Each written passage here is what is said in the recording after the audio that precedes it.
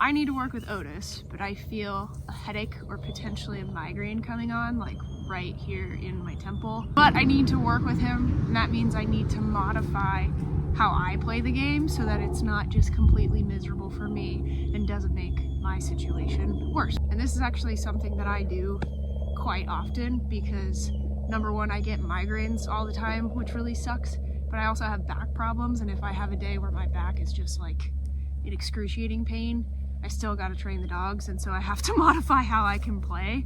But I felt like this could be really useful for people who are kind of in the same boat. If you get migraines, like, I empathize with you big time. If you have an old injury or you've had surgery in the past that, like, I've had clients that say I had surgery on my arm years ago and it's just not as strong as it used to be. You can still play with your dog. You just might have to modify how you play it so that it's still fun for them, but it's also enjoyable for you. So normally with him, like, he plays hard, he hits the toy hard.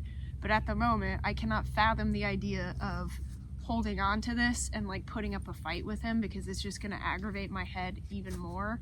I'm not going to be able to run around and be excited like I normally am because that will irritate my brain.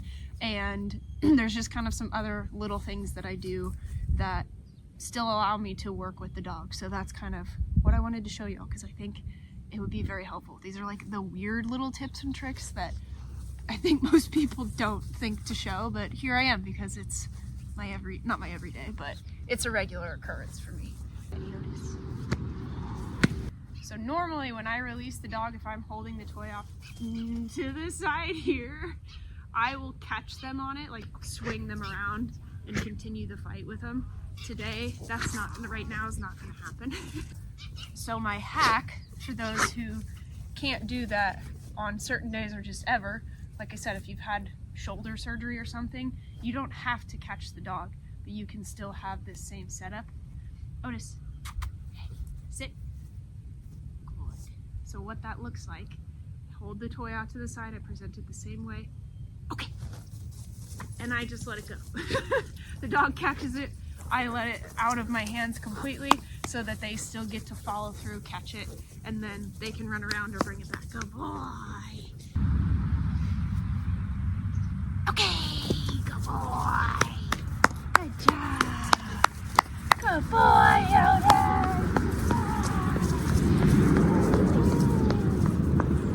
There he is. So I'm not running around to town because I can't. That is something I normally do, but today, right now, that's not happening. So I'm gonna give more of that encouragement vocally and with my hands. What I can't do physically, I'm gonna make up for just verbally. Good boy, come on, come on, come on, come on. Come on, buddy. Good boy.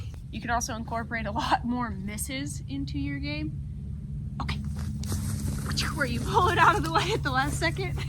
So now the dog's exerting all the energy. Okay. I'll let you get it this time.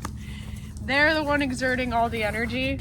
We want them, at least today, doing most of the work that you currently cannot do. Okay. Good boy. Good job. You can also incorporate more throwing into your game. Okay. It's all about getting them doing the running, not you. Come on, buddy. Come on, buddy. Good. Okay. Another thing that you can do, which I just don't have on me right now, is connect your toy. Hey, don't chew on it. Connect your toy to some sort of a line or a string that's like 2 or 3 feet long, so that like a lot of the force, hold on, drop. If the toy is in your hands, hold on, dude. If the toy is in your hands and you're like fighting the dog for it, all the force of them shaking and all that is going through your arms. And if it's a powerful dog, that's a lot of force, a lot of thrashing can make you more uncomfortable, would agitate my head 100%. But if I have a 2-3 foot line attached to this, that force is going through the line first, and then it's not so intense by the time it gets to my arms and my hands. It kind of like cushions the blow, so to speak, and makes it easier for me to handle it because it takes a lot of the violence out of it just being like right here in front of my face.